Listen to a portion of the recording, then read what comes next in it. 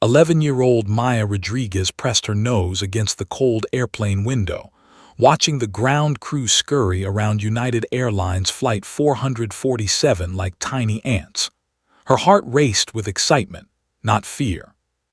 While other passengers fumbled with their seatbelts and stowed their bags, Maya clutched something far more precious than a tablet or toy. A worn leather aviation handbook that had belonged to her grandfather, Captain James Rodriguez, who had died in a small plane crash 3 years earlier trying to save his passengers during an engine failure. The book's spine was cracked and taped in 3 places. The pages were dog-eared, highlighted, and filled with handwritten notes in her grandfather's distinctive scrawl. Maya had found it in a box in her mother's attic 6 months after the funeral, wrapped in his old flight jacket that still smelled faintly of coffee and cologne. That day, sobbing in the dusty attic, she'd made herself a promise. She would learn everything in that book. She would understand what her grandfather knew. She would keep his legacy alive. "Maya, you're going to read that whole flight, aren't you?" Her 7-year-old Lucas groaned from the middle seat, already pulling out his gaming device with the enthusiasm only a child heading to Disney World could muster. Their grandmother lived just outside Miami, and this was supposed to be the adventure of their summer: 2 weeks of beaches, theme parks, and her abuela's legendary tres leches cake. She smiled but didn't answer. The truth was, she'd read this handbook 47 times. She'd memorized every diagram, every emergency procedure, every technical specification of dozens of aircraft. Her therapist, Dr. Morrison, said it was her way of staying close to her grandfather. Her mother worried it was an unhealthy obsession, asking Maya to be a normal kid and put down the book. But Maya knew something they didn't. Studying aviation made her feel like her grandfather was still teaching her, still preparing her for something.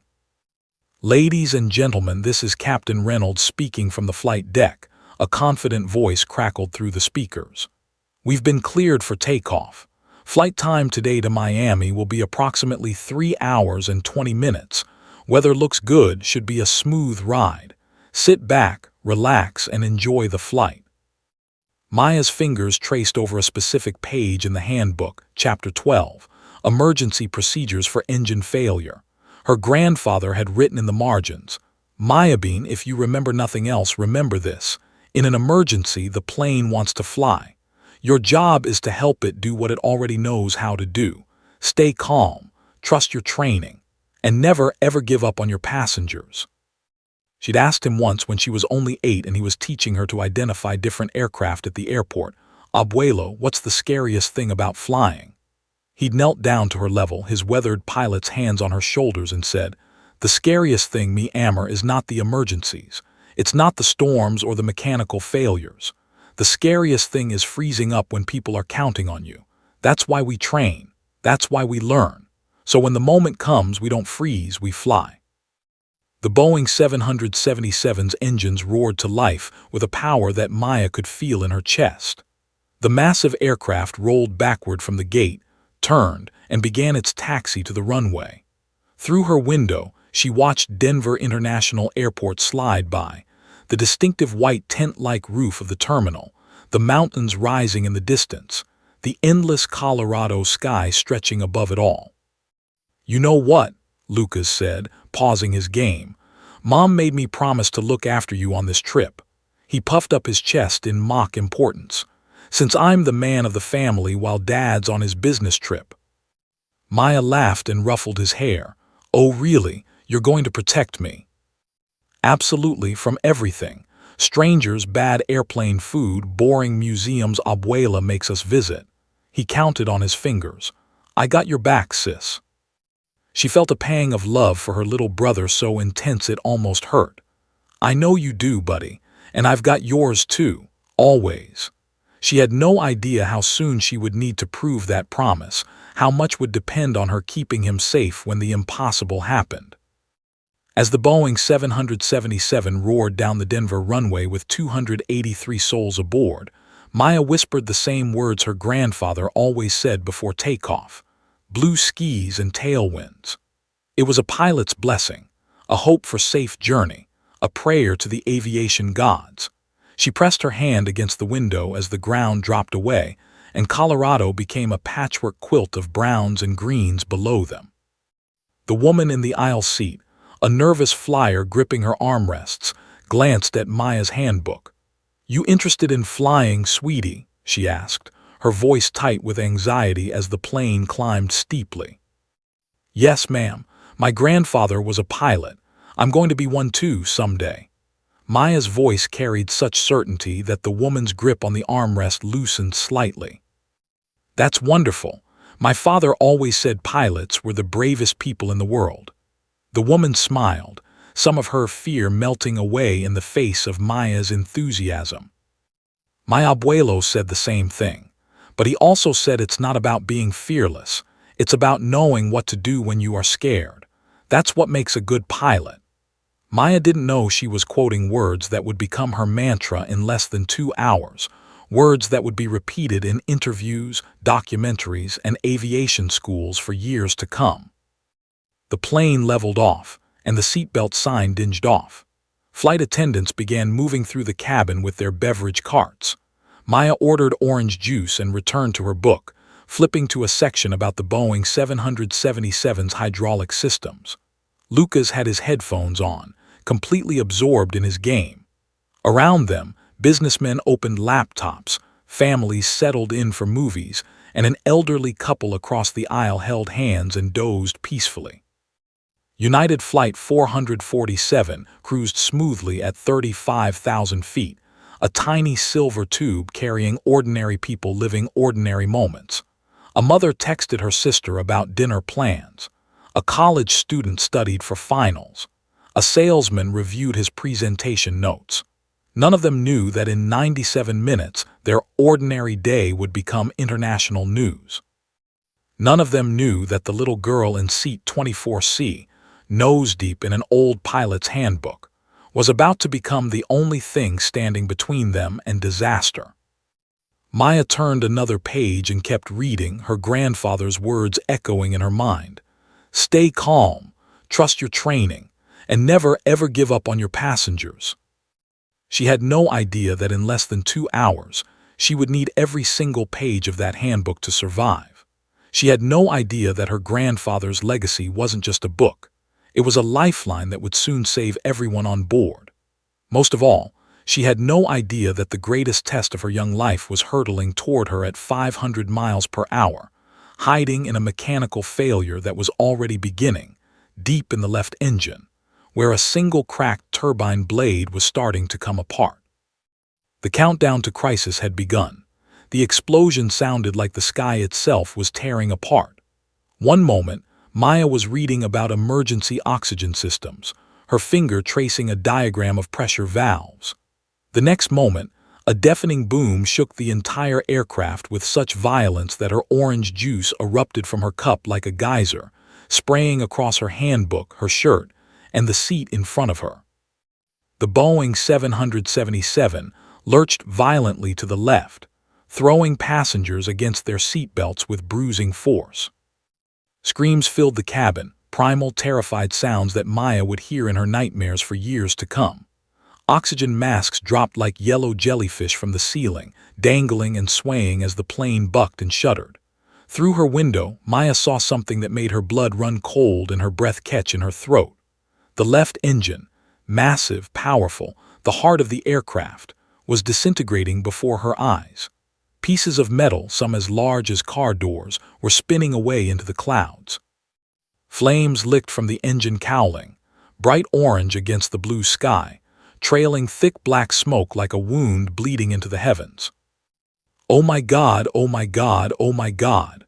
The nervous woman next to Maya shrieked, her hands clutching at nothing, frozen in panic. All around them, passengers were losing control, crying, praying, some sitting in stunned silence as if their minds had simply shut down to protect them from the terror. "Lucas, put your mask on," Maya shouted over the chaos, her hands shaking so badly she could barely grip the yellow mask dangling in front of her. She forced herself to remember her grandfather's drill: secure your own mask first, then help others. But her hands wouldn't cooperate. They trembled like leaves in a storm. She closed her eyes for a split second, heard her grandfather's voice. "Breathe, Mayabeen. Fear is okay. Panic kills. Breathe." Her hand steadied just enough to pull the mask down. She yanked Lucas's mask over his face first, just as her abuelo had taught her, making sure the elastic band was secure, and the flow of oxygen started. His eyes were wide with terror, filling with tears, but he nodded at her to show he was okay. Only then did Maya secure her own mask, the flow of oxygen hissing into her nose and mouth with each panicked breath. The plane wasn't just shaking, it was bucking like a wild bronco trying to throw them all off its back. The deck tilted at a sickening angle, bags tumbled from overhead bins. A laptop flew past Maya's head and shattered against the bulkhead. Someone's coffee pot from the galley crashed through the cabin, spraying hot liquid. The entire aircraft groaned and creaked with sounds no airplane should ever make. The sounds of metal under impossible stress, of systems failing, of something fundamentally wrong. Then came Captain Reynolds's voice over the intercom, and for the first time in her life, Maya heard something she never thought she'd hear from a pilot: fear. His voice was strained, tight, urgent, stripped of the casual confidence from takeoff. "Flight attendants, prepare for emergency landing. We've lost engine 1 and hydraulic systems are failing. Multiple system failures. We're declaring an emergency in." The intercom cut off with a sharp, electronic screech that made everyone jump. The plane dropped suddenly, a stomach-lurching roller coaster plunge that left Maya's insides floating. People screamed. The woman next to her vomited into her mask. The plane leveled out after what felt like an eternity but was probably only 5 seconds, but the respite brought no comfort. Something was very, very wrong. Maya could feel it in the way the aircraft was responding, sluggish and wrong, like a car with a broken steering wheel. She looked at Lucas, whose eyes were wide with terror behind his oxygen mask, tears streaming down his cheeks. She reached over and squeezed his hand, his small, trembling hand that still had a Superman band-aid on his thumb from when he'd scraped it yesterday. "It's going to be okay," she mouthed through her mask, "because that's what brave people do. That's what big sisters do. They lie to protect the ones they love, even when the lie tastes like ash." But 30 seconds later, when the cockpit door burst open with a bang that made everyone jump, Maya knew nothing was going to be okay. Senior flight attendant Jennifer Cole stumbled out, her perfectly styled hair now disheveled, her face drained of all color like someone had literally pulled the blood from her veins. Her hands were shaking. Her eyes darted around the cabin with barely controlled panic. Behind her, through the open cockpit door, Maya caught a glimpse that would be seared into her memory forever. Papers scattered everywhere, equipment hanging from the ceiling by wires, warning lights painting everything red, and worst of all, Captain Reynolds slumped forward in his seat, completely motionless, his head against the control panel. First Officer Martinez was visible too, tilted to the side at an unnatural angle. Neither pilot was moving. Neither pilot was flying the plane. Jennifer's voice cracked as she made an announcement that would change everything, her professional training barely keeping her from completely breaking down. "Is there anyone on board with pilot training? Anyone at all? Military pilots, private pilots, flight instructors, anyone?" The desperation in her voice sent a fresh wave of terror through the cabin. The silence that followed was more terrifying than any explosion. It was the silence of doom, of no hope, of 283 people realizing simultaneously that they were flying in a damaged airplane with no one at the controls.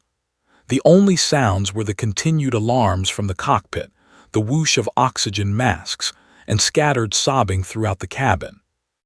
A businessman in first class half stood.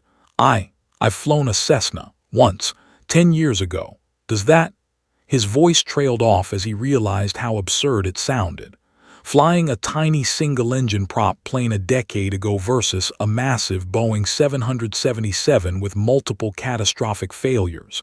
He sat back down, defeated. "Please," Jennifer's voice broke completely now, tears streaming down her face as her professional composure shattered. "Does anyone have any flight experience? Simulator training? Anything, please, God, anyone. She walked down the aisle with desperate eyes, searching every face for a miracle that wasn't there. Passengers looked at each other with hollow, haunted eyes. A mother clutched her infant so tightly the baby wailed. The elderly couple who'd been holding hands now clung to each other, whispering prayers. Maya felt her hand rising before her brain could catch up and stop it. It was as if her grandfather's spirit had taken control of her arm, lifting it into the air like a flag of impossible hope. I've studied aircraft systems. Her voice came out smaller than she intended, almost childlike, but in the terrified silence, everyone heard it. Every head turned toward seat 24C. A little girl, barely 4.5 feet tall, maybe 80 pounds soaking wet, with orange juice stains on her shirt and tears streaming down her face, was volunteering to save them all. The sight was almost absurd, like watching a kindergartner volunteer to perform heart surgery. Several passengers actually laughed, short hysterical barks of laughter that had nothing to do with humor and everything to do with despair. "What?" Jennifer rushed toward her, stumbling as the plane shuddered again. "Sweetheart, I need actual pilots, not—" She stopped mid-sentence, seeing something in Maya's eyes. Determination, knowledge, desperation, maybe all three. "My grandfather was Captain James Rodriguez. He flew for Continental Airlines for 30 years. Before he died, he taught me everything he knew. I've studied this exact aircraft, the Boeing 777. I know the systems, the emergency procedures, the backup controls, the hydraulic configurations." Maya's voice grew stronger with each word, even as tears continued to stream down her face, even as her whole body shook with fear. "I've read his flight manual 47 times. I know I'm just a kid, but I'm all you have right now." The words hung in the air like a judge's verdict. Through the cabin windows, passengers could see they were still descending through the clouds, the altimeter on the cabin wall, installed for nervous flyers, showing them dropping through 21,000 feet. They were losing altitude fast. Whatever was going to happen needed to happen now. Jennifer looked at Maya's juice-stained aviation handbook, at the little girl's terrified but determined face, at the open cockpit door where no one was flying the plane. She looked at the 283 passengers, families with children, elderly couples, businesspeople, students, all of them looking at her for salvation she couldn't provide. She made a decision that would either save everyone or doom them all, a decision that would be debated by aviation safety boards, psychologists, and ethicists for decades to come. She took Maya's trembling hand in her own shaking one and said, her voice barely above a whisper, "Come with me. Now." Lucas grabbed his sister's arm with both hands, his small fingers digging in desperately. "Maya, no, you can't. You're just a kid. You'll die." His voice cracked on the last word, dissolving into sobs. Maya knelt down beside her brother, her grandfather's handbook pressed against her chest like armor, like a shield, like a prayer book. She looked Lucas straight in the eyes, those same brown eyes they'd inherited from their father, now swimming with tears. "Abuelo taught me for this exact moment. I didn't know it then, but every lesson, every diagram, every emergency procedure, he was preparing me. I have to try, Lucas. Everyone on this plane is somebody's kid, somebody's mom or dad. I have to try." She kissed his forehead, tasting the salt of his tears, and whispered, "I love you. Be brave for me, okay? Be my brave little brother." Then Maya Rodriguez, 11 years old, 4 feet 6 inches tall, clutching a dead pilot's handbook, walked toward the cockpit to attempt the impossible. Behind her, 283 people watched in silence, their lives now resting in the smallest, most unlikely hands imaginable. The real crisis was just beginning. Jennifer Cole made her way down the aisle toward the cockpit with Maya's small hand clutched in hers, and with every step, the reality of what they were attempting seemed more insane. The passengers' eyes followed them, some filled with hope, others with pity, most with the glazed look of people who'd already accepted their fate. A businessman whispered to his seatmate, "She's a child. We're all going to die because there's a child at the controls." His voice carried just far enough for Maya to hear, and she felt her resolve waver for a heartbeat. But then she felt her grandfather's handbook pressed against her chest, heard his voice in her memory. Mayabeen, in aviation, every second counts. Hesitation kills more people than bad decisions. When you know what needs to be done, you do it immediately. No second guessing, no fear freezing. You act. The cockpit door hung open like the mouth of a cave, and as they got closer, Maya could see more details that made her stomach clench. Papers scattered everywhere, some floating in the air from the cabin pressure changes. Equipment dangling from the overhead panel by sparking wires. Coffee splattered across the instrument panel. And the pilots, dear God, the pilots. Captain Reynolds was slumped forward against his control yoke, a nasty gash on his forehead oozing blood that dripped onto his white uniform shirt. His breathing was shallow, labored. First Officer Martinez was tilted awkwardly to the right, his head lolling against the side window, a trickle of blood running from his ear. Never a good sign. The impact of whatever had happened when the engine exploded had clearly struck them both, possibly from flying debris or the violent decompression. "Please," Jennifer made one last desperate call to the cabin as they reached the cockpit.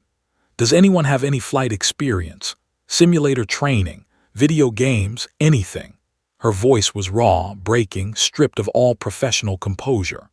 The silence that answered was deafening, broken only by the continuous blaring of alarms from the cockpit, warnings about engine failure, hydraulic pressure, electrical systems, all screaming that the plane was dying around them. A retired military officer in row 15 stood up, his face grave. "Ma'am, I flew helicopters in Vietnam 40 years ago. I don't know anything about commercial jets and my reflexes aren't." He sat back down heavily, shaking his head. Even he knew that helicopter experience from 4 decades ago was useless here. Jennifer turned to Maya one final time, kneeling to her eye level in the cockpit doorway. "Sweetheart, are you absolutely sure? Because if you can't do this, if you freeze up in there, we all. She couldn't finish the sentence, couldn't speak the words that would make it real. Maya's whole body trembled like she was standing in a snowstorm. Her teeth chattered. Her hands felt numb. But she thought about Lucas in his seat, about the mother she'd seen holding her infant, about the elderly couple holding hands, about all the people who'd boarded this plane thinking about arrivals and destinations, and the loved ones waiting for them. She thought about her grandfather dying while trying to save his passengers, fighting his plane all the way to the ground because giving up was never an option. "I'm sure," Maya whispered and stepped into the cockpit. The cockpit was a nightmare of flashing red lights, blaring alarms, and unconscious pilots. It was smaller than she'd imagined from the pictures in her handbook, more cramped, more overwhelming. The instrument panel was a bewildering array of screens, switches, dials, and buttons, hundreds of them. Her mind went blank for a terrifying second. This wasn't like studying diagrams in a book. This was real metal and glass and electronics, all of it screaming warnings, all of it depending on her. Through the windscreen, she could see they were descending through thick gray clouds at a sickening angle, the horizon tilted wrong, everything wrong.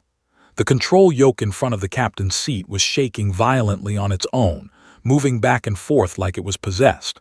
Warning lights painted everything in hellish red. Her stomach dropped as she realized the full magnitude of what she was facing. This wasn't a simulation. This wasn't a training exercise. This was chaos incarnate, and she was expected to bring order to it. "Can you fly this plane or not?"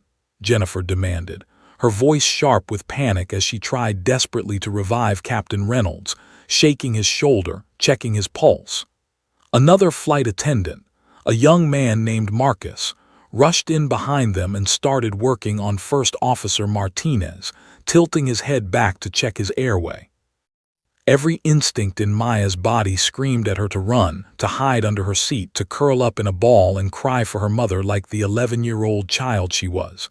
This was too much, too big, too impossible. She was just a kid who liked reading about planes, not an actual pilot. What was she thinking? How could she possibly? "Your grandfather." Jennifer grabbed Maya's shoulders, forcing the girl to look at her. "You said your grandfather was Captain James Rodriguez. I knew him. I flew with him 5 years ago on the continental merger routes. He was the best pilot I ever worked with. He talked about you constantly.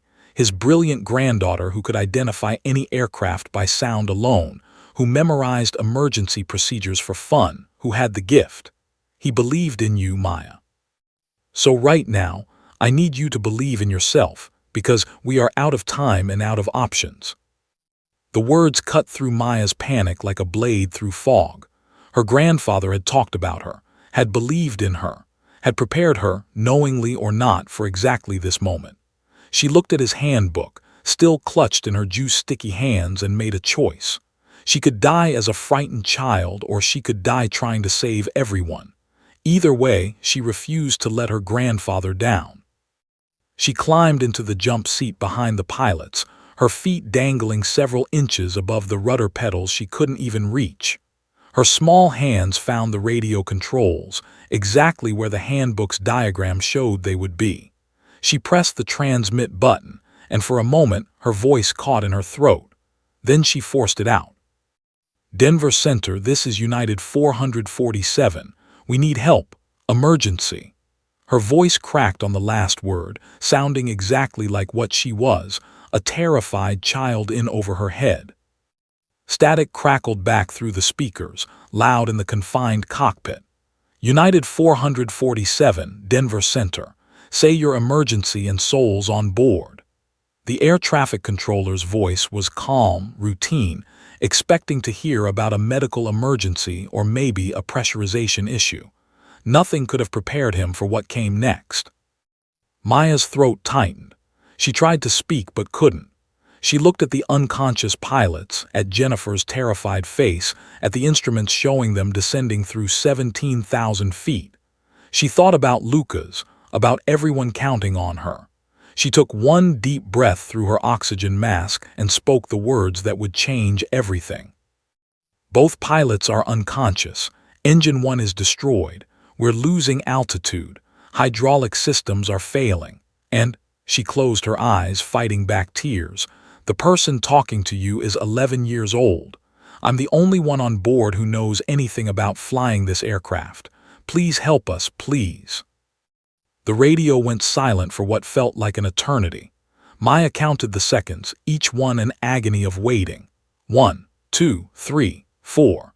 At 5 seconds, she wondered if they'd given up on them, decided there was no point wasting time on the impossible. At 10 seconds, she started to pray, words tumbling together incoherently. At 15 seconds, she felt her hope beginning to crack.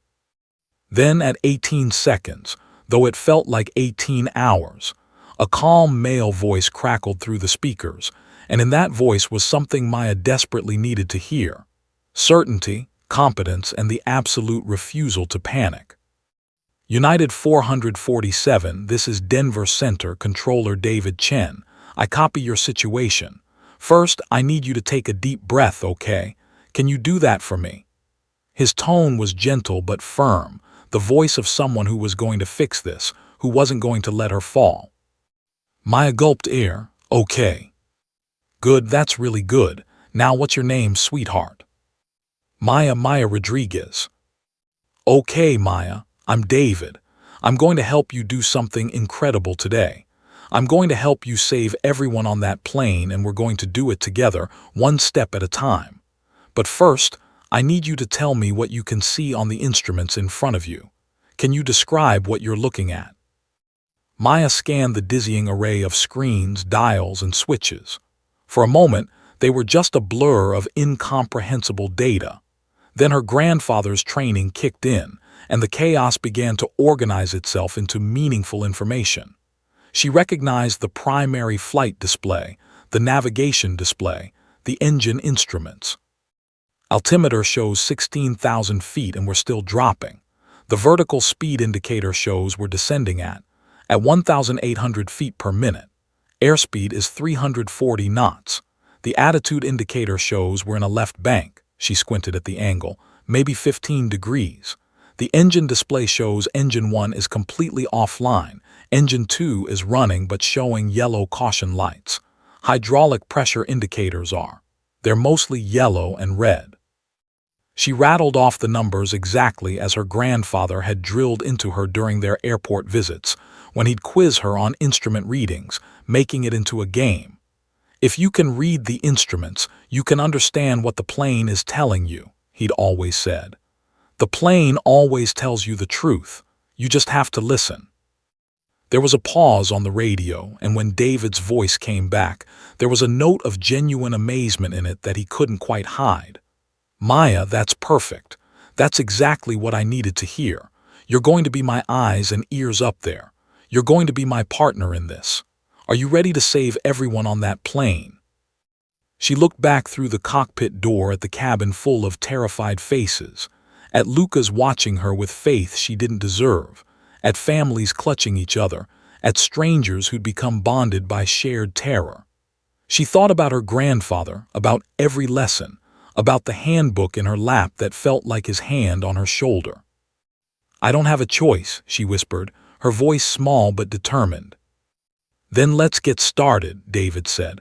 First, Maya, we're going to level your wings and stabilize this aircraft. We're going to bring them all home safe. I promise you we're going to do this together. Are you with me? Maya gripped the edge of the instrument panel with white knuckles. I'm with you, David. Then reach forward and grab the control yoke. It's time to fly. Maya's hands reached for the control yoke with agonizing slowness, as if moving through water. The yoke was massive in her small hands, designed for adult pilots with full arm strength, and it was shaking violently, vibrating with a force that made her teeth chatter. The moment her fingers wrapped around the worn leather grip, she felt the full power of the dying Boeing 777 fighting against her, and for a terrifying instant, she understood just how impossibly outmatched she was. It's shaking so hard, David. I can barely hold it. Maya's voice rose with panic. The yoke was jerking left and right with mechanical violence, trying to rip itself from her grip. Her arms, skinny 11-year-old arms that struggled with her heavy backpack, were supposed to control a 350-ton aircraft traveling at nearly 400 miles per hour. The absurdity of it would have been laughable if it wasn't so horrifying. That's okay, Maya. That's completely normal. The plane is confused right now because it's damaged and nobody's telling it what to do. But here's the secret. David's voice remained impossibly calm, a lighthouse in her storm of fear. The plane wants to fly. It was designed to fly. Right now, you're not fighting against it. You're helping it do what it already knows how to do. Take a breath and feel it. Maya closed her eyes for just a second, trying to sense what David meant through the violent shaking. And somehow, beneath the chaos, she could feel it. A strange kind of equilibrium, like the plane was searching for stability but couldn't find it without guidance. Her grandfather's words echoed. An aircraft is happiest in level flight. Everything about its design wants to be straight and level. Help it find that happy place. Okay, she whispered. Okay, I can feel it. Good girl. Now, I need you to look at the attitude indicator. That's the instrument that looks like a little airplane against a horizon line. What's it showing you? Maya's eyes snapped to the instrument. The artificial horizon showed the wings tilted to the left, the ground reference showing they were in a descending left bank. Left wing is down. We're tilted like we're turning, but we're not trying to turn. We're just falling that way. Perfect. That's exactly right. Now very gently, and I mean very gently, I need you to turn the yoke to the right, just a little bit. We're going to level those wings. David's instructions were clear, simple, broken down into single steps. He knew that overwhelming her with too much information would paralyze her. Maya turned the yoke to the right. Nothing happened for a second. Then, slowly, agonizingly slowly, she felt the aircraft begin to respond. Through the windscreen, the horizon started to shift. The left wing was coming up. The right wing was going down. The plane was responding to her inputs. A surge of hope flooded through her chest. It's working, David, it's working. You're doing great, Maya. Keep turning slowly until the wings are level with the horizon line on your attitude indicator. Tell me when you get there. But then everything went wrong. The plane suddenly lurched. the right wing dropping too far, and they rolled into a right bank that was even steeper than the left one had been. Alarms blared louder. Passengers in the cabin screamed as they felt the plane tilt sharply in the opposite direction. Maya had overcorrected. Too far, it went too far. Maya's voice cracked with terror. Her hands froze on the controls, every muscle locking up in panic. This was it. She was going to kill everyone. She'd made it worse. Her grandfather would be ashamed of. Maya, listen to my voice. David's command cut through her spiral. You did not make a mistake. You're learning how the plane responds. That's good information. Now turn the yoke back to the left slowly and center it when the wings look level. Small movements, Maya. This is a big plane. It responds slowly. Small, gentle movements. Maya forced her frozen hands to move.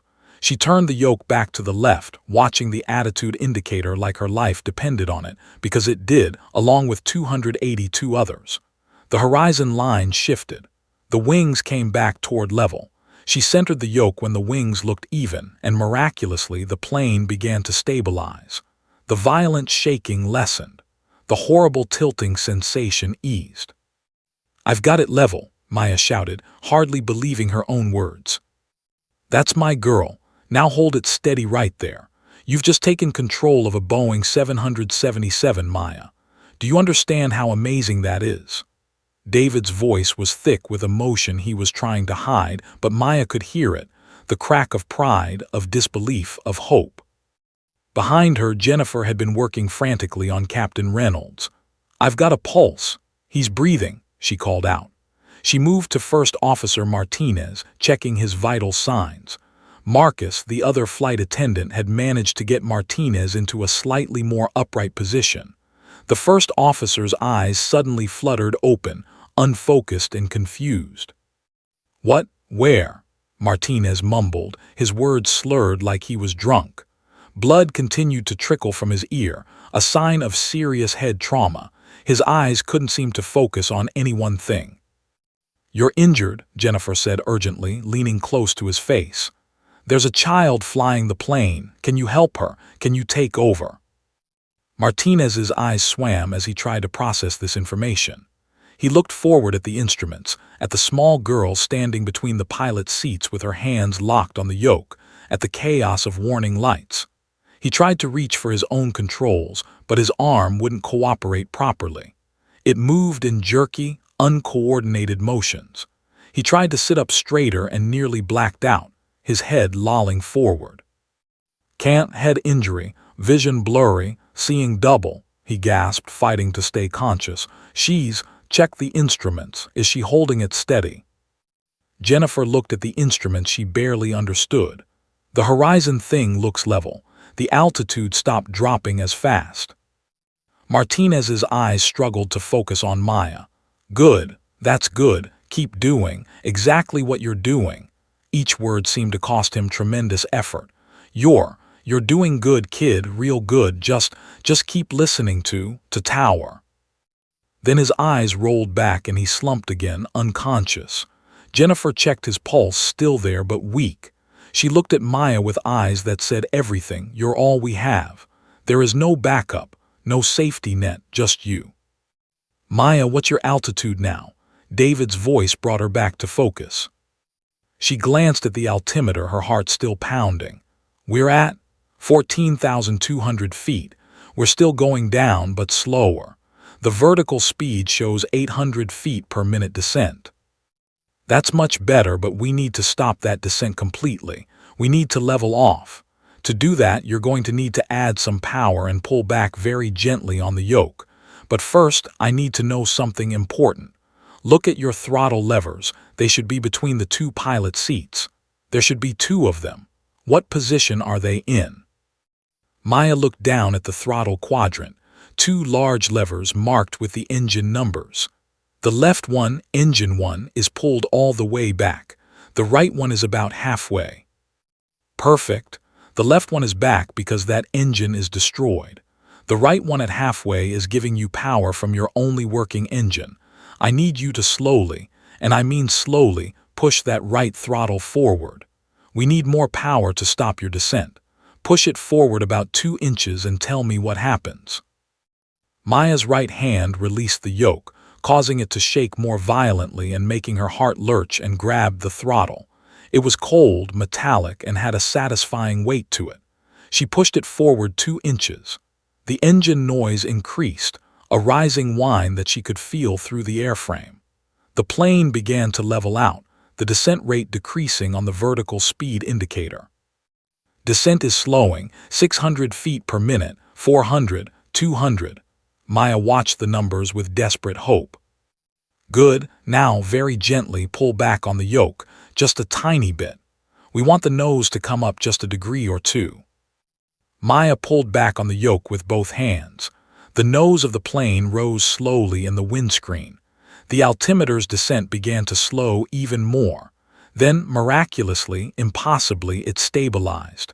The needle stopped moving. They were holding altitude. We're level, David. We're holding at 13,800 feet.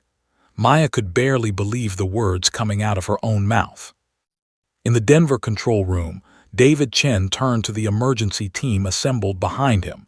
2 Boeing 777 captains, an FAA crisis manager, a psychologist, and a growing crowd of controllers who'd abandoned their stations to witness this impossible event.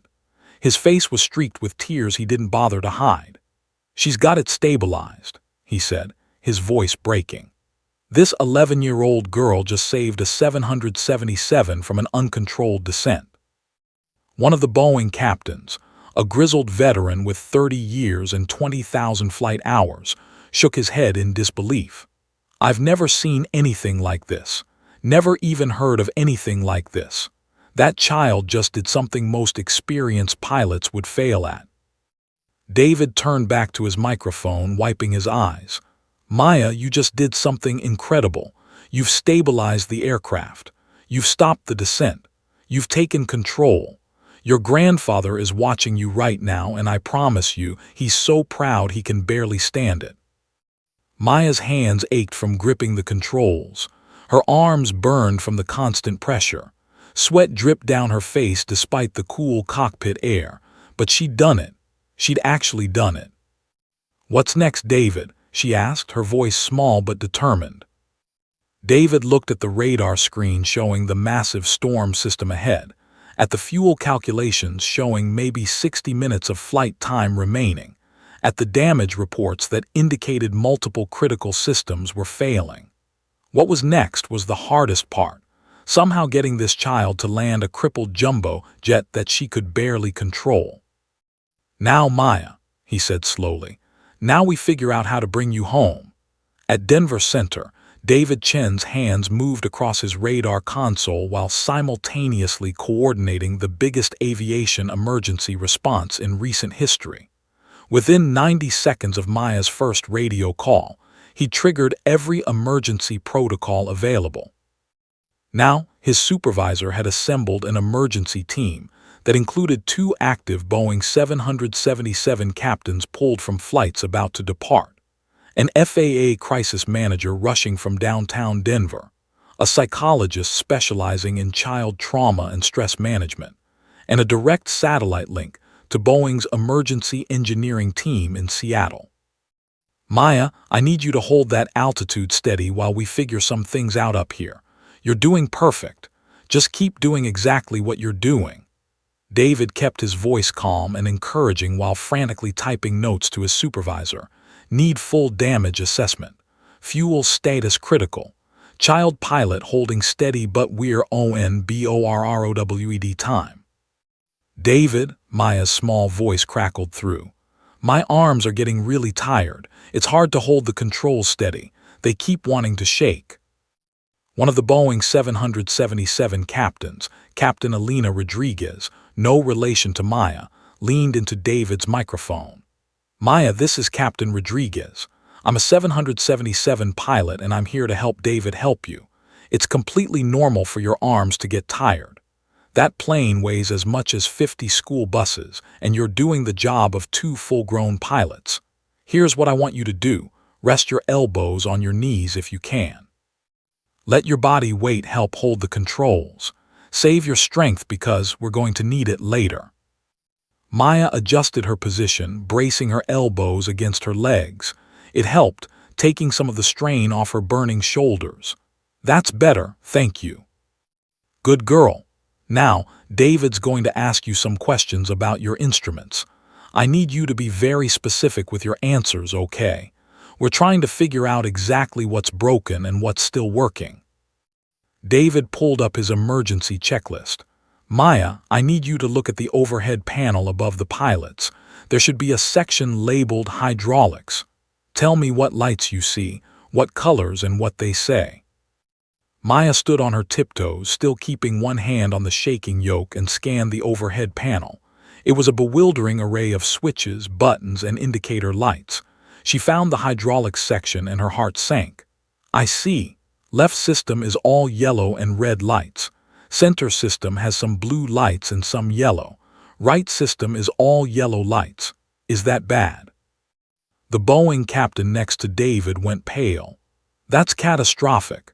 She's basically flying on degraded center hydraulics only. If that fails...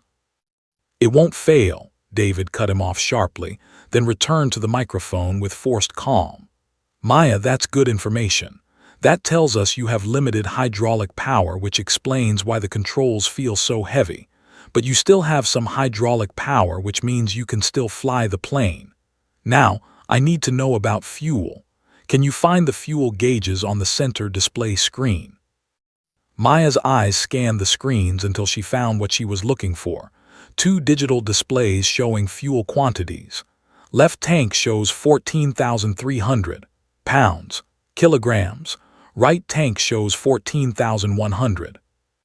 David did quick mental math with the Boeing captain. Approximately 28,000 pounds of fuel at current consumption rate of roughly 12,000 pounds per hour with only one engine running meant. We've got about 70 minutes of fuel, he said quietly to the team. Then to Maya. That's perfect, Maya. You've got plenty of fuel. Don't worry about that. But everyone in the control room knew the lie. 70 minutes was not plenty. Not when they still had to navigate around a massive storm system, line up an approach to an airport, and somehow talk an 11-year-old through landing a 777 with failing hydraulics. They needed to get her on the ground in the next 45 minutes, maximum, or they'd be attempting a deadstick landing with no engine power at all. David, there's something else.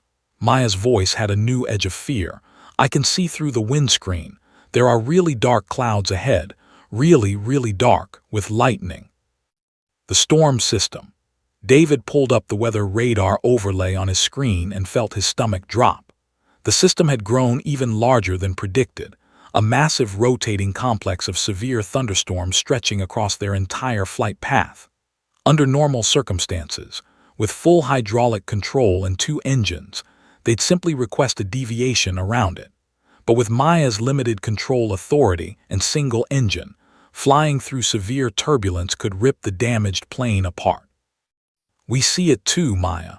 We're working on a plan to get you around it. David turned to his supervisor. I need a meteorologist here now, and get me someone from NOAA Storm Prediction Center. Behind Maya in the cockpit, First Officer Martinez's eyes fluttered open again. His vision was still doubled, still blurry, but the immediate danger seemed to have penetrated his concussed brain. Kid, he mumbled, his speech slurred. What's status? We're level at 13,800 feet. 1 engine out. Limited hydraulics. And there's a storm ahead, Maya reported, her voice remarkably steady given the circumstances. She sounded like a real pilot giving a status report. Martinez tried to focus on the instruments, squinting hard. You're holding it steady, that's good, real good. He tried to reach for the overhead panel, but his arm wouldn't cooperate, trembling and jerking. Emergency hydraulics. Did you try? Emergency pump activation. Maya's eyes widened. Chapter 14 of her grandfather's handbook, Emergency Hydraulic Systems. There are backup hydraulic pumps. I forgot about them. She felt a surge of hope mixed with shame at forgetting something so critical. Overhead panel, Martinez gasped, fighting to stay conscious. Section labeled. ELEC hydraulic PUMPS, 3 switches, flip them all, to ON. Maya kept her left hand locked on the yoke and reached up with her right, searching frantically. She found the section, 3 guarded switches, currently in the off position. She flipped the guards up and switched all 3 to ON. For 3 agonizing seconds, nothing happened. Then, a low electrical hum vibrated through the cockpit, different from the engine noise. Several warning lights on the overhead panel changed from yellow to blue. The control yoke in her hand suddenly felt different, still heavy, but more responsive, less like fighting a wild animal and more like steering something that wanted to cooperate. Something changed. The controls feel better. David's radio crackled with excitement from one of the Boeing engineers on the conference line from Seattle. She just activated the electric backup hydraulic pumps. She's got limited hydraulic pressure back on at least one additional system. This changes everything. Captain Rodriguez leaned into the microphone. Maya, you just did something incredibly smart. You've got better control now, which means we have more options. That was excellent thinking. Your grandfather taught you well. Maya felt a flush of pride despite the terror. She'd remembered something from the handbook. She'd made the plane better. Maybe, just maybe, she actually could do this. But then reality crashed back down. Through the windscreen, the storm was getting closer, its black clouds now filling half the visible sky. Lightning flashed inside the dark mass like camera bulbs at a rock concert. The turbulence around the edges was making the plane shudder even from miles away. David, that storm is really close now, really close. Maya's voice rose with new panic. I don't think we can go around it, it's too big. In the control room, a woman in her 50s rushed through the door, breathing hard. Dr. Sarah Chen, meteorologist from the National Weather Service, had been pulled from a conference downtown and driven to the tower at breakneck speed by state police. She looked at the weather radar display and immediately understood the gravity of the situation. Can we get her around it? David asked desperately. Dr. Chen studied the display, her fingers tracing the storm's boundaries. Not with her fuel situation. The storm extends 200 miles east to west, 150 miles north to south. To go around would add at least 40 minutes to her flight time. She'd run out of fuel before landing. What about going over it? The tops are at 45,000 feet.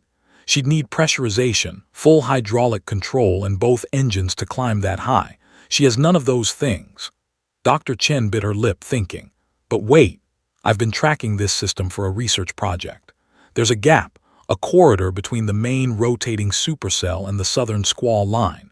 It's narrow, maybe 8 to 10 miles wide, but the turbulence should be significantly less than the main storm cells. David looked at the radar. The gap was there, but it was threading a needle, requiring precise turns with limited control in an aircraft being flown by a child who'd never made a real turn before. Can she navigate through it with her limited control? If she can make 2 moderate turns, one right, one left, and hold a steady heading for about 12 minutes, she'll make it through. But she'll need to be exact. If she drifts 5 degrees off course either direction, she'll clip the storm edge and the turbulence will destroy the aircraft. David looked at his team. Every face showed the same expression. This was impossible, but it was their only option. He pressed the transmit button. Maya, we found you a path through the storm, but I'm not going to lie to you. It's going to require some very precise flying. Are you ready to try? Maya looked at the storm looming ahead, at the damaged instruments, at her small hands on the controls. She thought about Lucas in the cabin, about all the passengers counting on her. She thought about her grandfather, who'd flown through storms and emergencies and had always brought his passengers home safe. Tell me what to do, David, she said, her voice small but unwavering. I'm ready, Doctor. Sarah Chen's voice came through the radio for the first time, clear and authoritative. Maya, my name is Dr. Chen. I'm a meteorologist and I've been studying this exact storm system for weeks. I know it inside and out. I'm going to guide you through a safe corridor, but you need to trust me and follow my instructions exactly. Can you do that?" Maya stared at the towering wall of black clouds ahead, now so close she could see the rain curtains beneath them, the lightning flickering like a broken neon sign. The turbulence from the storm's outer edges was already starting to buffet the plane, making it shudder and buck. "I can try. That's all I need. Now in 30 seconds I'm going to ask you to turn right. The heading indicator on your instrument panel, it looks like a compass, currently shows you're flying heading 180 due south.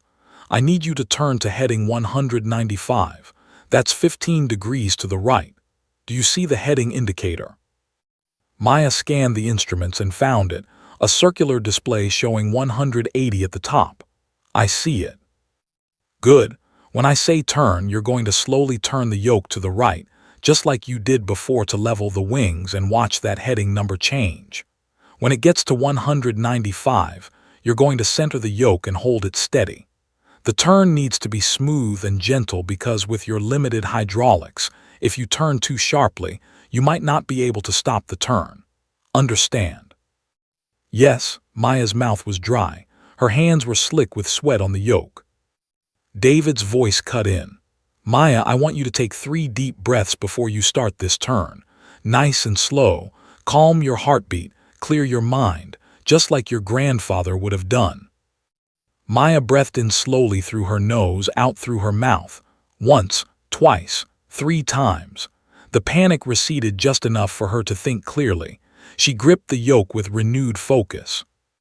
"Okay, Maya," Dr. Chen's voice was steady as a rock. "In 5, 4, 3, 2, 1, turn right now." Maya turned the yoke to the right. The massive Boeing 777 began its agonizingly slow right turn, the nose swinging across the horizon.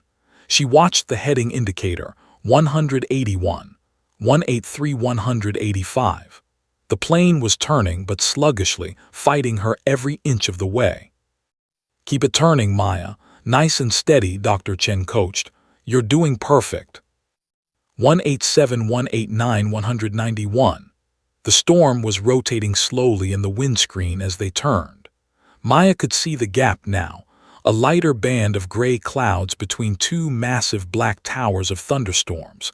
It looked impossibly narrow, like trying to thread a needle while wearing boxing gloves. 193, 194, 195. "Now, center the yoke," Dr. Chen commanded. Maya centered the controls. The turn stopped. The heading indicator settled on 195. They were pointed at the gap. Through the windscreen, Maya could see the corridor, and it was terrifying. The walls of the storm rose on either side like dark mountains, lightning crackling through them. Rain lashed the windscreen so hard the wipers could barely keep up. "You did it, perfect turn." David's voice was thick with relief. "Now hold that heading steady. Don't let it drift even 1 degree. But holding steady proved harder than Maya had imagined. The plane wanted to wander, pushed by winds from the storm. She had to constantly make tiny corrections on the yoke, fighting to keep the heading at exactly 195. Her arms burned. Her shoulders screamed. Every muscle in her small body was tense to the breaking point. In the cabin, passengers could see the storm walls on either side through their windows. Some covered their eyes, others prayed. A few watched in silent awe at the narrow path they were threading. Jennifer made her way down the aisle, trying to project calm she didn't feel. "We're navigating around the storm," she announced, her voice somehow steady. "The young lady in the cockpit is doing an excellent job. Please remain seated with your seatbelts fastened." Lucas sat rigid in his seat, his small hands gripping the armrests until his knuckles were white. The elderly man next to him, a grandfather himself, put a gentle hand on the boy's shoulder. "Your sister is very brave," he said softly. "Very, very brave." "She's the bravest person in the world," Lucas whispered, tears streaming down his face. "Please, God, please let her be okay, please." Back in the cockpit, Maya was fighting the worst turbulence yet. The plane dropped suddenly, her stomach lurching into her throat. "We're dropping," she shouted. That's okay, that's just the downdraft from the storm. Dr. Chen's voice remained calm. Add a little power, push the throttle forward about an inch. Get your altitude back. Maya pushed the throttle forward. The engine whined louder. The plane's descent slowed, then stabilized. But now the heading was drifting, 197, 198. They were turning too far right toward the southern storm wall. Heading is drifting right. Maya's voice cracked with panic. Turn left gently. Get back to 195, David commanded. Maya turned the yoke left, but she turned too much. The heading swung back, 196, 195, 194, 193. Now they were drifting left toward the northern supercell. Too far, she cried. She could see the black wall of the supercell getting closer through the left windows. Lightning flashed so close she could see the individual bolt structures. The plane shook violently. Breathe, Maya, small corrections. Captain Rodriguez's voice cut through. Tiny movements on the yoke. Think of it like balancing on a tightrope. Gentle, gentle movements. Maya forced herself to make smaller inputs. She turned right just slightly, so slightly she wasn't sure she was even moving the yoke. The heading steadied at 194. She turned right another hair. 195. She centered the yoke and held it there with every ounce of concentration she had. That's it, you've got it, David shouted. Hold it right there. The seconds crawled by like hours. Maya's world narrowed to the heading indicator and the storm corridor ahead. Nothing else existed. Not her tired arms. Not her fear. Not even her own thoughts. Just the number 195 and the need to keep it from changing. Through the windscreen she could see the corridor continuing ahead, but it was getting narrower. The storm walls were converging. David, the gap is getting smaller. Dr. Chen was already on it, watching her radar. I see it. You've got about 8 more minutes in the corridor before it opens up on the other side. You're almost halfway through, Maya. You can do this. 8 minutes. It sounded like nothing. It felt like eternity. The plane shook continuously now from the turbulence at the edges of the storm. Rain hammered the windscreen in sheets. Hail clattered against the fuselage like machine gun fire, making passengers scream. The winds were trying to push them off course constantly. Headings drifting to 196, Maya called out, correcting immediately. Good, you caught it fast, David encouraged her. 194 now, she corrected again. Perfect, you're doing perfect. Behind her, First Officer Martinez had regained a small measure of consciousness. His vision was still blurred, still doubled, but he could see enough to recognize what was happening. This child, this impossible, incredible child, was hand-flying a crippled 777 through a storm corridor that would challenge even the most experienced pilots. How long? In the corridor, he mumbled.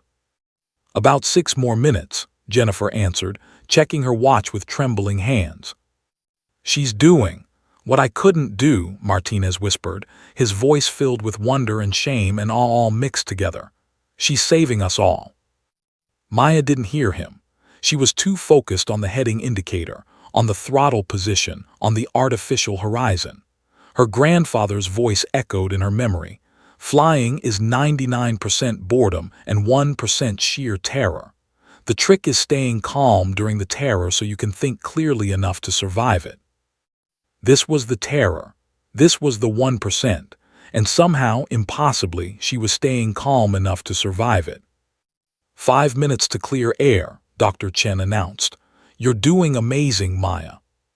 Heading 195, holding steady, Maya reported, her voice strained but controlled.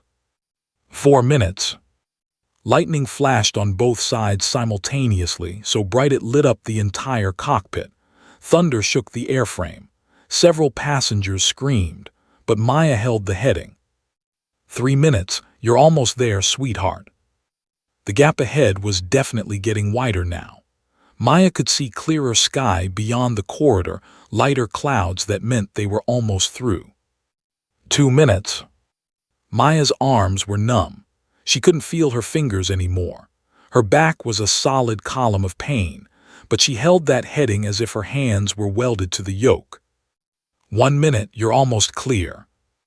And then, like passing through a doorway, they burst out of the corridor into relatively calm air. The rain lessened. The turbulence smoothed out. The storm walls fell away behind them. Through the windscreen, Maya could see evening sunlight breaking through clouds ahead. You did it, David's voice exploded with emotion. Maya, you just flew through a storm corridor that pilots with 20 years of experience wouldn't have attempted. You did it. The control room in Denver erupted in cheers and tears. Controllers hugged each other. The Boeing captain stood in silent awe. Dr. Chen wiped her eyes. Even the grizzled FAA crisis manager had tears streaming down his face. In the cabin, passengers realized they'd made it through and began crying, laughing, applauding.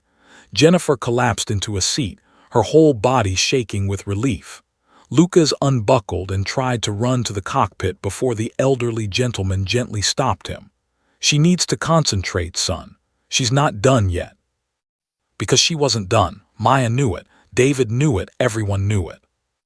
Maya, David's voice became serious again, gentle but firm. You just did the impossible, but now comes the hardest part. We need to get you on the ground. We need to talk about how to land this plane. Maya looked at the instruments, at the fuel gauge showing less than 40 minutes remaining, at the airport distance showing Colorado Springs still 25 minutes away.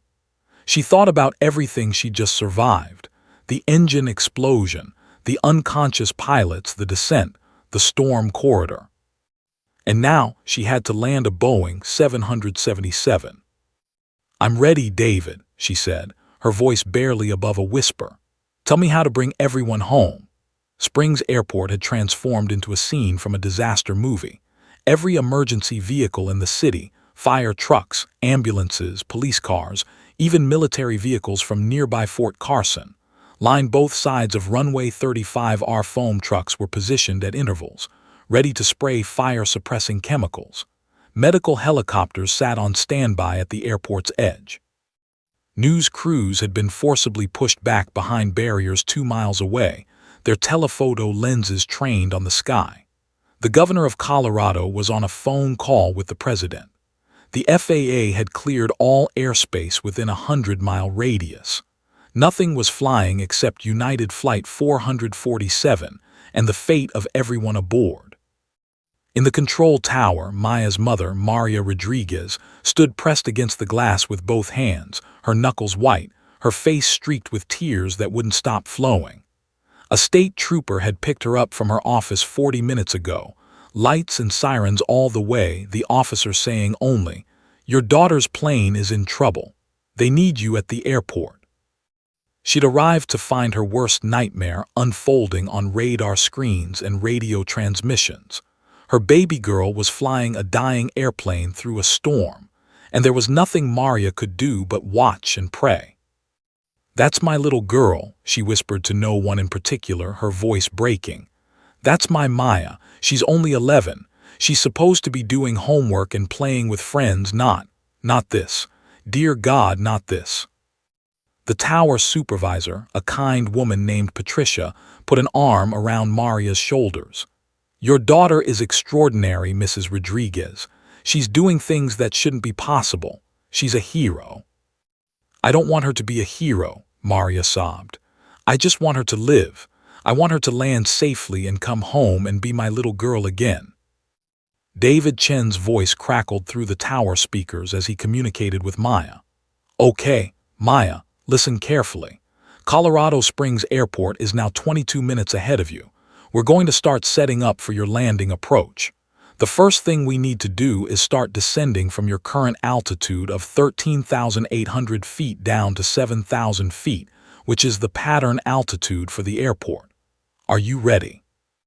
Maya's small voice came back, exhausted but determined. "I'm ready, David." "Good girl, I need you to pull back the throttle, the power lever, about 2 inches. This will reduce your engine power and the plane will start to descend. As you do this, I also need you to push the nose down very gently, just a tiny push forward on the yoke.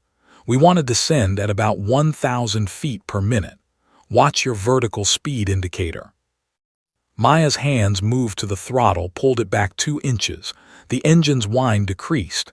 She pushed the yoke forward slightly and the nose dropped. Through the windscreen, she watched the horizon rise as the plane began its descent. I'm descending. Vertical speed shows 1,200 feet per minute.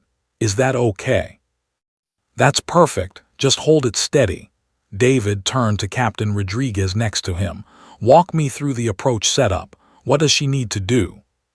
Captain Rodriguez pulled up the approach plate for Colorado Springs on her tablet.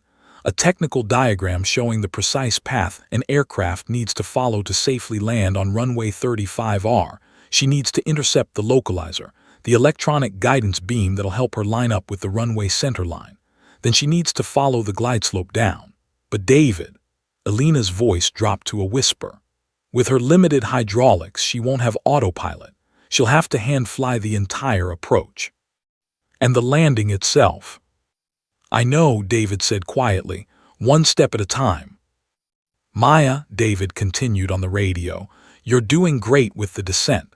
Now we're going to start doing something called an approach setup. This means we're going to prepare the airplane to land. First, we need to deploy your landing gear. Those are the wheels. There's a lever on the right side of the center console that looks like a little wheel. Can you find it? Maya searched the console, her eyes scanning past dozens of switches and levers. Then she found it, a lever shaped exactly like a wheel, currently in the UP position with a red light above it. I found it. Perfect. When I count to 3, I want you to move that lever to the DOWN position. The plane might shake and slow down when the wheels come out. That's completely normal. Ready? 1, 2, 3. Gear down. Maya grabbed the lever and pulled it to the DOWN position. For 5 terrifying seconds, nothing happened. Then a mechanical grinding sound filled the cockpit, metal on metal, hydraulic systems straining. The plane shuddered violently. Warning chimes rang out. Maya's heart stopped. Something's wrong. It's shaking really bad. That's okay. That's the wheels coming down, David reassured her quickly. Watch for 3 green lights near the gear lever. Those lights tell you the wheels are down and locked. Maya stared at the indicator panel. 1 green light appeared, then another. The third one flickered yellow, then red, then finally, green. All 3 green lights glowed steady. 3 green lights, Maya shouted with relief. In the Denver control room, everyone exhaled collectively. The Boeing engineers on the conference line confirmed. Landing gear down and locked. She's got wheels. Maria Rodriguez, watching from the Colorado Springs tower, let out a sob of relief so powerful her legs nearly gave out. She got the wheels down. Oh, thank God, she got the wheels down. Maya, excellent work, David continued. Now we need to deploy your flaps. Flaps are sections on the wings that extend out to help you fly slower and descend more steeply for landing. There's a flap lever on the left side of the console. It has numbers on it, 1, 5, 15, 20, 25, 30. I need you to move it to 20. Maya found the flap lever and moved it to position 20. The wings groaned as panels extended from the trailing edges. The plane slowed noticeably, and the nose wanted to pitch up. The nose is rising. Push forward a little to keep it level, Captain Rodriguez instructed. Perfect. You just configured the aircraft for landing. You're doing the work of 2 pilots, sweetheart. First Officer Martinez, fading in and out of consciousness in his seat, mumbled through his pain. How far? To airport. Jennifer checked with the tower. 15 minutes. She can do it, Martinez whispered, his words slurred. Tell her she can do it. David's voice came through again, softer now, more personal. Maya, we're getting close. The runway is 12 minutes ahead. Before we go any further, I need to tell you something. Your grandfather and I flew together 15 years ago. Did you know that? Maya's eyes widened. You flew with my abuelo. I did. He was my captain on a flight from Houston to Denver. There was a terrible storm that day, one of the worst I'd ever seen. We had to divert twice, deal with wind shear, everything that could go wrong did go wrong. But your grandfather brought us through it like it was nothing. Afterward, I asked him how he stayed so calm. You know what he told me? What? Maya's voice was barely audible. He said, David, fear is just information. It tells you that what you're doing matters. The key is not letting it control you. You acknowledge it and then you do the job anyway because people are counting on you. Maya, right now, you are doing exactly what he taught you to do. You are scared, and you should be, but you're doing the job anyway. He would be so incredibly proud of you. I know I am. Tears streamed down Maya's face, but her hands remained steady on the controls. I'm doing this for him, for everyone. I know you are, sweetheart, and you're going to finish it. Now look out the windscreen. Do you see lights in the distance? Maya peered ahead through the gathering dusk. There, twin rows of white lights stretching across the ground like a diamond necklace laid out against the dark earth. The runway. I see it. I see the runway. That's your landing spot, Maya. That's where we're going to put this plane down. Now I need you to line up with those lights. They should be right in the center of your windscreen. If they drift left, turn slightly left. If they drift right, turn slightly right. Can you do that? I'll try. Maya made tiny corrections on the yoke, watching the runway lights. They drifted left, she turned left gently. They centered. They started drifting right, she turned right. The corrections became more frequent as they got closer. Altitude 9,000 feet, David called out. You're 5 miles from the runway, descending at 900 feet per minute. Airspeed 160 knots. Everything looks good. But inside, Maya was falling apart. The reality of what she was about to attempt was crushing her. Landing. Actually landing this massive airplane. Setting it down gently enough not to kill everyone. Her hands started shaking uncontrollably. David, I can't do this. I can't land a 777. I'm just a kid. What if I mess up? What if everyone dies because of me? What if? Maya, David's voice cut through her spiral with gentle firmness. Look at me, well, listen to me. I need you to hear this. You have already done the impossible. You stabilized a dying airplane.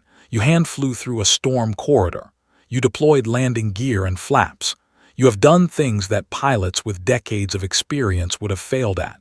Landing is just one more step. One more thing you're going to do, and you're going to do it with me right here talking you through every single second. I will not let you fall. Do you trust me? Maya's breath came in ragged gasps. Yes, yes, I trust you.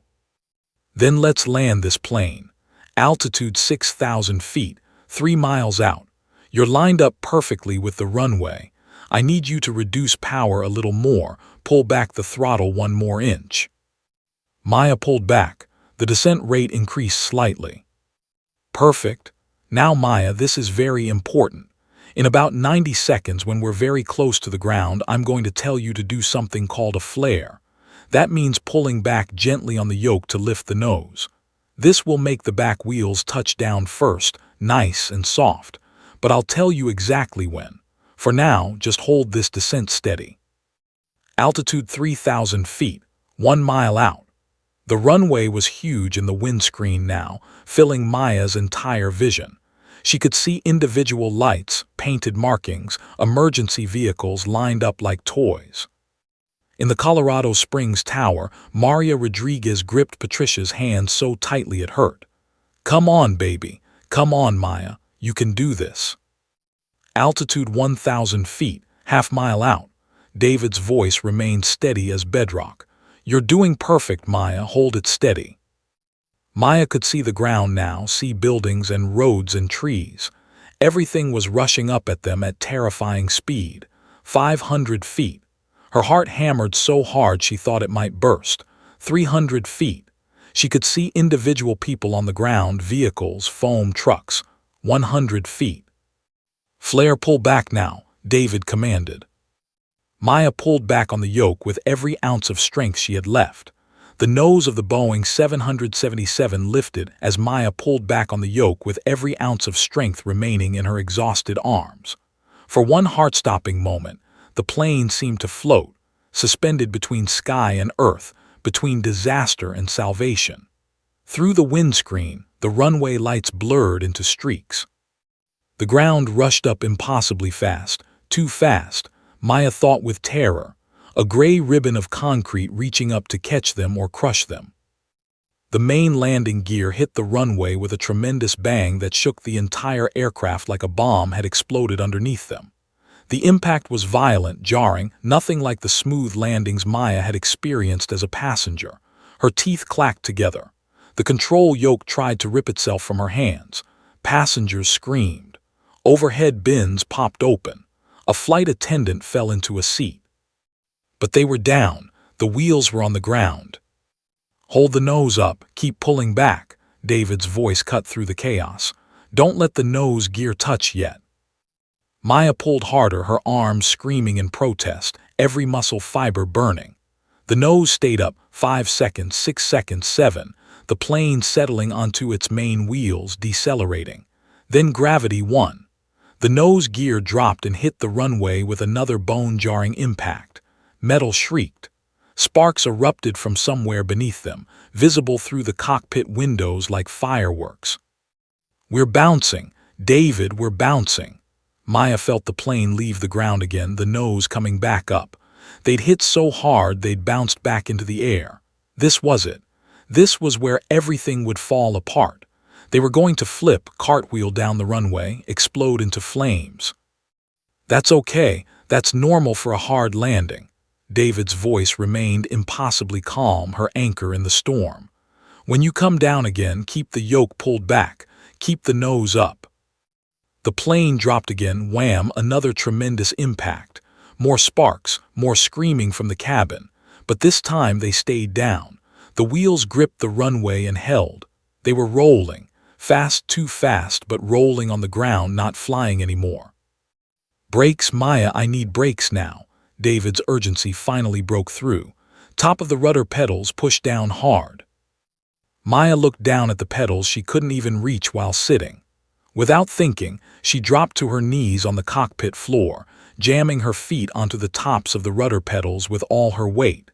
She found the brake pedals, small sections at the top of the rudders, and pushed down with both feet, using her entire body weight. The plane shuddered violently. The shrieking of brakes filled the air, a metallic scream that sounded like the plane was being torn apart. Smoke began pouring from the wheels, visible through the side windows. The smell of burning rubber and hot metal filled the cockpit. Warning lights flashed. Alarms that Maya had never heard before began blaring. "Brakes are too hot, they're smoking," she screamed. "Keep pushing, don't let up." Captain Rodriguez's voice joined David's. "You need to stop this plane." Through the windscreen, Maya could see the end of the runway approaching with terrifying speed. The red lights marking the runway's end flashed in the gathering dusk. Beyond them was grass, then a fence, then buildings. If they ran off the runway at this speed. Emergency vehicles scattered as the smoking 777 barreled toward them. Firefighters dove behind their trucks. The foam vehicles pulled back. Everyone on the ground could see what Maya could see. They weren't going to stop in time. 3,000 feet of runway remaining. The brakes screamed louder. The smoke was now a thick cloud trailing behind them. 2,000 feet. Maya pushed harder on the brakes, her legs trembling, tears streaming down her face. "Please stop, please stop, please stop," she chanted like a prayer. 1,000 feet. The plane was slowing, but not fast enough. The end markers flashed by, large numbers painted on the runway surface showing the distance remaining. 500 feet. First Officer Martinez, barely conscious, fumbled for a lever. "Thrust. Reversers," he mumbled. "Never deployed, try them." His hand found a set of levers and pulled them back. The remaining engine howled as its thrust reverser deployed, a mechanism that redirected the engine's power forward instead of backward, helping to slow the plane. The deceleration increased dramatically. Maya felt herself being thrown forward against her seatbelt. 300 feet. 200 feet, 100 feet. The massive Boeing 777, trailing smoke from its overheated brakes, its damaged engine still burning, its hydraulics nearly depleted, shuddered to a complete stop with exactly 147 feet of runway remaining, so close to the end that the nose was hanging over the grass. For 3 heartbeats, there was absolute silence except for the ticking of cooling metal and the wail of approaching sirens. Then the cabin exploded with emotion, crying, screaming, laughing, praying all at once. A sound of pure human relief and joy and disbelief that they were alive. Emergency crews swarmed the aircraft within seconds. Foam cannons sprayed the smoking brakes and burning engine. Firefighters in silver suits deployed slides and began evacuating passengers. Paramedics rushed toward the cockpit. Maya sat on the cockpit floor where she'd collapsed after the plane stopped, unable to move, unable to process what had just happened. Her whole body shook uncontrollably.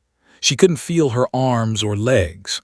Her mind was blank in shock, completely overwhelmed. Jennifer dropped to her knees and pulled Maya into a fierce hug, both of them sobbing. "You did it. Oh my God, you did it. You saved us all." "Is everyone okay?" Maya managed to whisper. Did I get everyone down safe?" Marcus, the flight attendant, was on the radio with the ground crews. He turned with tears streaming down his face. "Everyone's alive, Maya. Every single person. 283 people are alive because of you." The words didn't register at first. Then slowly the magnitude of what she'd done began to sink in. She'd actually done it. She'd landed the plane. Everyone was safe. "David," Maya reached for the radio with trembling hands. "David, are you there?" The radio crackled and David Chen's voice came through, thick with tears he no longer tried to hide. "I'm here, Maya, I'm here. You did it, sweetheart. You saved them all. You're a hero. A real hero." "I couldn't have done it without you," Maya sobbed. Thank you for not giving up on me." "Never, I would never give up on you. Your grandfather would be so proud. I know I am." The cockpit door burst open and Lucas came flying in, having broken away from the evacuation line. He crashed into Maya with such force they both tumbled over. Maya, you're alive. You did it." He was crying so hard he could barely speak, clutching his sister like he would never let go. "I'm okay, Lucas. We're okay. Everyone's okay."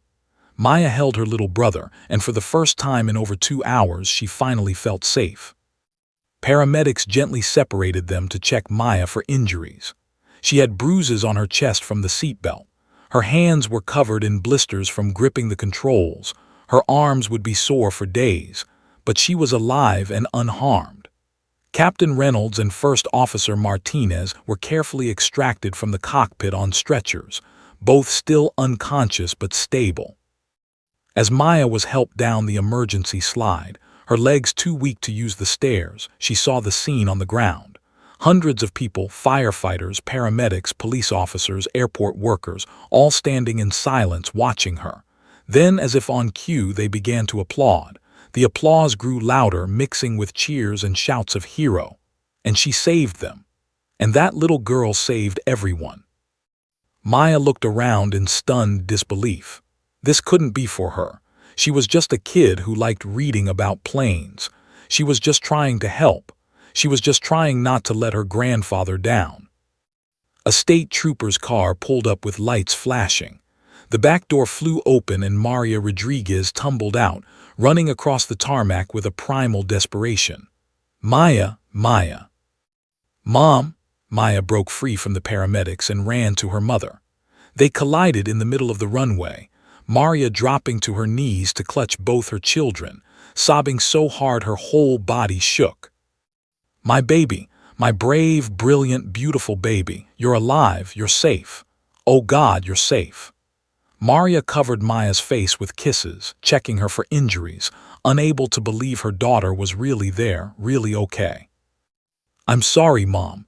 I'm sorry I scared you," Maya cried into her mother's shoulder. "Sorry, baby, you saved 283 lives.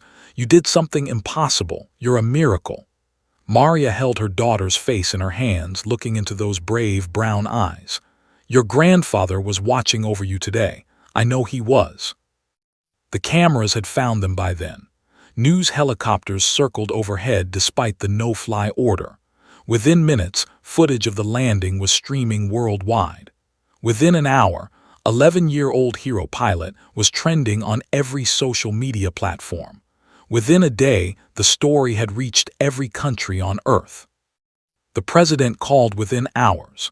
Congress passed a resolution of recognition. The FAA opened an investigation that would conclude Maya had performed a feat of aviation skill that defied all reasonable expectations. Boeing engineers studied the flight data recorder and called it the most remarkable display of emergency aircraft handling ever recorded.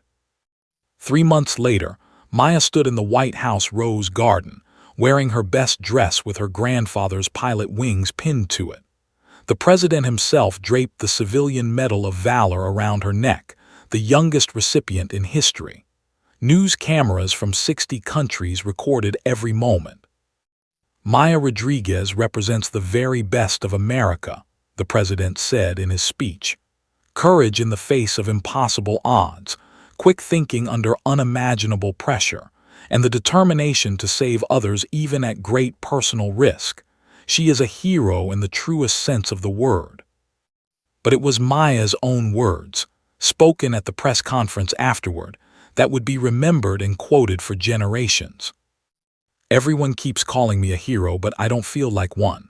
I was just doing what my abuelo taught me, that when people need help, you don't ask if you're ready. You don't wonder if you're good enough. You just do what needs to be done. He taught me that fear is okay, but giving up never is. He taught me that planes want to fly if you help them. Most importantly, he taught me that every passenger is someone's mom or dad, sister or brother, someone's child. And getting them home safe is the most important job in the world." She paused, looking directly into the cameras, her voice growing stronger. "I want every kid watching this to know you're never too young to be brave. You're never too small to make a difference. And you're never too scared to try.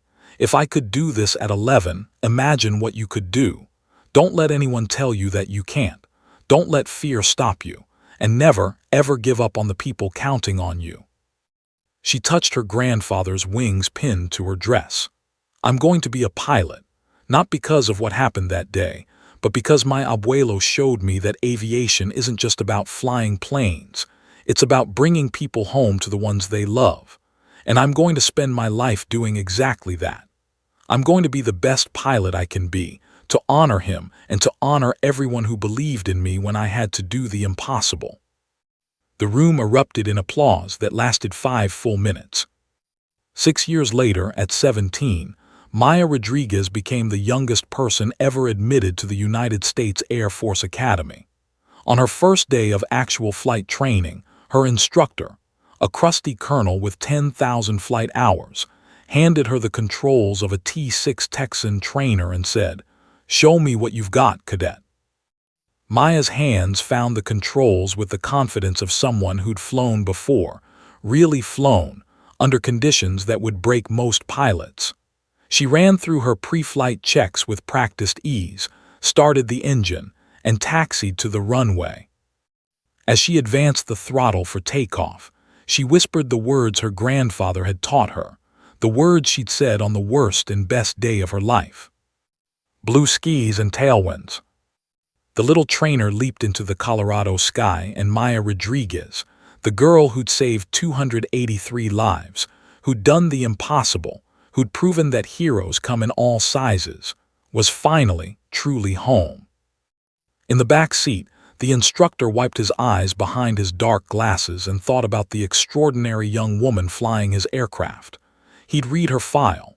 He'd watched the footage. He'd studied the flight data from that day. And he knew, beyond any shadow of doubt, that he was watching the beginning of a legendary aviation career. Maya climbed through the clouds, the same clouds she'd once fought through in terror, and smiled. Up here, with the controls in her hands and the sky stretching endlessly above, she could feel her grandfather flying beside her, teaching her, guiding her, proud of her. She was exactly where she was meant to be. And somewhere, watching from whatever place pilots go when they earn their final wings, Captain James Rodriguez smiled down at his granddaughter and whispered into the wind, "That's my Mayabeen, that's my girl. Blue skis and tailwinds me amor always." The end.